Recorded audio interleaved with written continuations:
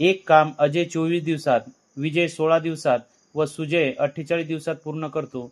जर ते काम तिघांनी मिळून पूर्ण केले तर किती दिवसात पूर्ण होईल?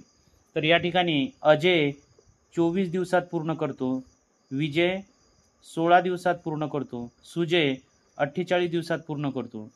तर या तिन्ही संख्येचा सुरुवातीला लसावी काढून घ्यावा. तिन्हीचा लसावी येतो 48. या लसावीला जर आपण 24 ने भाग दिला तर किती उत्तर येते? 24 दुनी 48.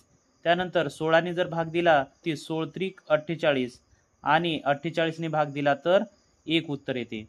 म्हणजेच याचाच अर्थ अजय एका दिवसामध्ये त्या कामाचा 2 भाग पूर्ण करतो, विजय त्या कामाचा 3 भाग पूर्ण करतो आणि सुजय त्या कामाचा 1 भाग पूर्ण करतो. आणि तिघांनी मिळून एका दिवसात होणारे काम आहे 3 आणि 2 5 आणि 1 6.